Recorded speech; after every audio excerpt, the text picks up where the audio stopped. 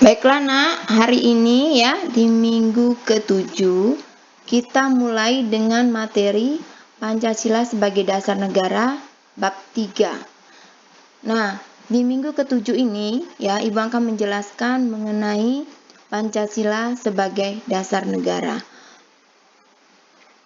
Dua hal yang harus kalian pahami ya. Kalau Pancasila sebagai dasar negara itu berarti ya peraturan perundang-undangan yang ada di Indonesia wajib sesuai dengan nilai-nilai Pancasila, yaitu Undang-Undang Nomor 12 Tahun 2011 tentang peraturan perundang-undangan di Indonesia. Yang kedua, ya, kebijakan negara dalam bidang ekonomi, sosial, budaya, politik, dan HANKAM wajib sesuai dengan nilai-nilai Pancasila. Jadi, dua hal inilah yang menyatakan bahwa Pancasila sebagai dasar negara berarti Pancasila itu menjadi dasar nilai dalam peraturan perundang-undangan dan juga menjadi dasar nilai dalam kebijakan negara dalam bidang ekonomi, sosial budaya, politik, pertahanan, dan keamanan. Kemudian kita lanjutkan dengan sub pokok bahasan, yaitu hubungan Pancasila dengan pembukaan Undang-Undang Dasar 1945. Ini pengertiannya, kita mulai dengan pengertian dasar Pancasila sebagai dasar negara. Berarti Pancasila itu sebagai dasar historis atau sebagai dasar sejarah dalam pemikiran pendiri bangsa sebagai landasan dan pijakan, dan Pancasila itu menjadi meja statis ya, meja yang tetap untuk mempersatukan segenap elemen bangsa, tetapi juga menjadi tuntunan dinamis ke arah mana kita akan menggerakkan bangsa, negara, dan rakyat ini. Jadi dua hal ini yang menjadi pengertian Pancasila sebagai dasar negara. Kemudian ini adalah 5 ya. Ini yang kemudian ini adalah 5 kedudukan Pancasila sebagai dasar negara. 1, dia sumber dari segala sumber hukum. Jadi segala apapun yang ada di Indonesia Raya ya, hukum apapun yang ada di Indonesia itu wajib dan sesuai dengan nilai-nilai Pancasila. Kemudian yang kedua, suasana kebatinan daripada Undang-Undang Dasar 1945. Artinya, semua batang tubuh atau pasal-pasal yang ada di dalam Undang-Undang Dasar 1945 tidak boleh satupun bertentangan dengan nilai-nilai Pancasila. Kemudian yang ketiga, cita-cita hukum dasar negara baik tertulis ataupun tidak tertulis.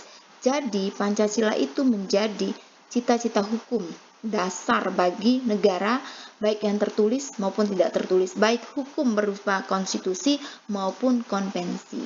Kemudian yang keempat, norma yang mengharuskan Undang-Undang Dasar 1945 memegang teguh cita-cita moral bangsa yang luhur. Jadi ya nak ya, Pancasila ini mengharuskan, mewajibkan Undang-Undang Dasar 1945 ya, memegang teguh cita-cita moral bangsa yang luhur. Cita-cita moral bangsa yang luhur ini ya merupakan dasar dalam pengembangan nilai moral, yaitu Pancasila itu sendiri. Kemudian yang kelima, yaitu Pancasila itu menjadi sumber semangat bagi Undang-Undang Dasar 1945, baik itu pembukaannya maupun batang tubuhnya. Ini 5 kedudukan Pancasila sebagai dasar negara. Kemudian kita akan melihat hubungan Pancasila dengan pembukaan Undang-Undang Dasar 1945 secara formil dan material. Kalau secara formil, Pancasila itu tercantum di dalam pembukaan Undang-Undang Dasar 1945 sebagai hukum positif di alinea keempat, di mana Pancasila itu menjadi dasar moral bagi seluruh bangsa Indonesia. Jadi kalau secara formil hubungan Pancasila dengan pembukaan Undang-Undang Dasar 1945, Pancasila itu tercantum secara tertulis di dalam pembukaan Undang-Undang Dasar 1945 di alinea ke-4. Nah, kalau secara material itu berbeda.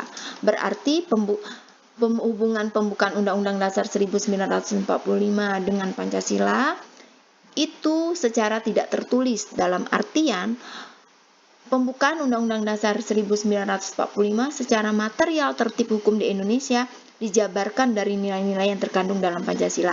Artinya, pembukaan di mana di dalam pembukaan itu ada pernyataan kemerdekaan Indonesia, cita-cita Indonesia, tujuan nasional Indonesia, semua itu mengandung nilai Pancasila dan tidak bertentangan dengan nilai-nilai Pancasila. Kemudian setelah ini kita bicara tentang makna isi pembukaan Undang-Undang Dasar 1945. Ini sebenarnya ini hanya untuk tambahan kalian hanya untuk tambahan kalian bahwa pembukaan Undang-Undang Dasar 1945 itu merupakan bagian mutlak dalam Undang-Undang Dasar 1945, di mana pembukaan Undang-Undang Dasar 1945 itu ada di dalam konstitusi di Indonesia, yaitu Undang-Undang Dasar 1945. Undang-Undang Dasar 1945 itu terdiri dari satu yaitu pembukaan, di mana Pancasila ada di dalam pembukaan itu sendiri.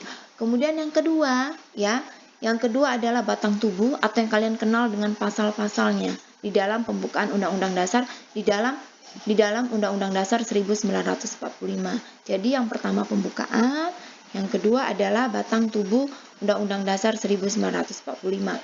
Dan Pancasila ada di dalam pembukaan Undang-Undang Dasar 1945. Dan pembukaan ini tidak boleh diubah. Yang boleh diubah hanya batang tubuh pasal-pasal yang ada di dalam Undang-Undang Dasar 1945.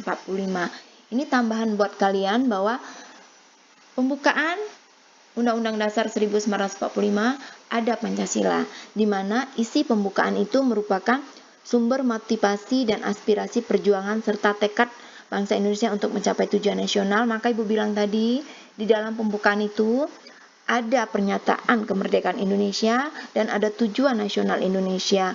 Kemudian yang kedua, pembukaan itu merupakan bagian mutlak yang tidak bisa dipisahkan karena dia merupakan satu keseluruhan dengan konstitusi di Indonesia. Sudah Ibu bilang tadi bahwa pembukaan Undang-Undang Dasar 1945 itu ada di dalam konstitusi, yaitu konstitusi di Indonesia, Undang-Undang Dasar 1945. Kemudian yang ketiga, sebagai pernyataan kemerdekaan yang berisi pokok-pokok pikiran dan memuat kaedah-kaedah fundamental negara Indonesia.